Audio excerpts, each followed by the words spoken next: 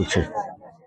कई वर्षों से यहाँ आदिवासी लोग बसे हुए हैं, भू अधिकार पट्टा भी मिला हुआ है। आज ऐसी स्थिति आ गई है कि लोग खुले आसमान के नीचे भीषण गर्मी में तप रहे हैं और प्रशासन ने इनका घर गिरा दिया है।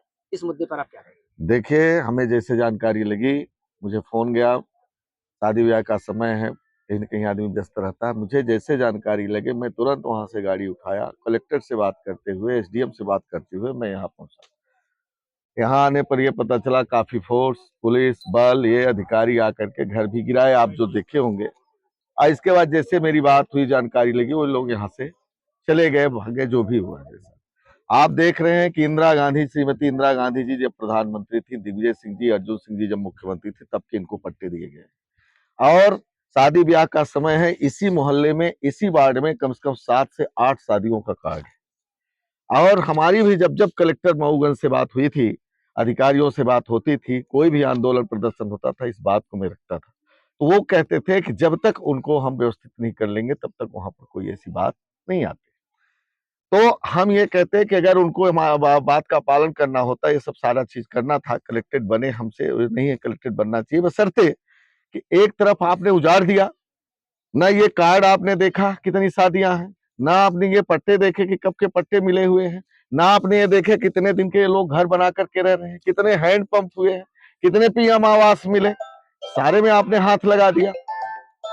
इस तरीके से आपने दुर्दशा करी। अरे अगर आपको सही तरीके से काम करना था तो आप एक तरफ इनके जो झोप माने घर बने हुए हैं, इनके लिए भी लेआउट आप कर देते, और दूसरी तरफ कलेक्टेड का भी लेआउट करते, तो मुझे यह संतोष होता कि आपने न्याय किया है। लेकिन इनको कहां दिया जा रहा है अभी कहीं कोई पता नहीं, सिर्फ मौखिक रूप से बोला जाता है। यहाँ आने पर भी जानकारी लग रही है और इनको भी कोई जानकारी नहीं है। अब बगैर सूचना के कल पता चली कोई नोटिस भेजी गई थी, और आज फोर्स भेज दी गई, इस तरीके से दुर्दशा दी गई कर गई। लेकिन इस बात की लड़ाई हम लोग लड़ रहे हैं और इनके साथ अत्याचार हो रहा है। और ये कोई एक वार्ड क्रमांक 11 का विषय नहीं, आज पूरे मऊगंज, पूरे प्रदेश, पूरे देश में गरीबों को सिर्फ उजाड़ा जा रहा है, और सिर्फ अंबानी और अडानी को जमीनें बेची जा रही हैं, वन काटे जा रहे हैं। ये पूरी तरह से यह सरकार उद्योगपतियों की सरकार है और गरीबों को उजाड़ना चाहती है। अब आप देख लीजिए, इससे बड़ा उदाहरण तो कुछ नहीं हो सकता कि सीधे सीधे इस तपती धूप में जेसीबी लगा दी गई, घर गिरा दिए गए, नुकसान कर दिया गया। यहाँ पे सबकी जगह गरीबों की कितनी महंगाई है, कितने मुश्किल से शादियां अपने बच्चियों की लोग कर रहे हैं, शादियों को ये बेटी बचाओ का नारा देते हैं, बेटी पढ़ाओ का नारा देते हैं, बच्चियों की शादी में कन्यादान का नाटक करने जाते हैं आशीर्वाद देने के लिए। यहाँ 7-7 बच्चियों की शादी है इसी मोहल्ले में। इस कार्ड को इन्होंने नहीं देखा, कितने बेदर्दी से गिराया जा रहा है।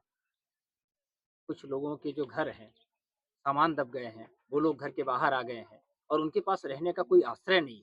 इसी परिस्थिति में अगला कदम क्या होगा? देखिए, अभी हमारी कलेक्टर से बात हुई, कलेक्टर कल सोमवार को 11 बजे पूरे अमले के साथ यहाँ पर उपस्थित होंगे, मैं भी रहूंगा, ये लोग भी रहेंगे, और जिसको आना होगा आएगा। यहीं पर इस बात का हम न्याय उनसे करवाएंगे कि अगर इस तरीके से गरीबों का घर बिना बताए उजाड़ देंगे, अगर आपका घर इस तरीके से उजाड़ दिया जाए तो आप क्या करोगे। ये उसी समय आप लोगों की भी मैं आमंत्रित करता हूँ कि सोमवार को 11 बजे आप लोग यहाँ पर उपस्थित हो। आप लोग भी पूछना, हम भी पूछेंगे, और इसका न्याय हम लोगों को दिलाना है।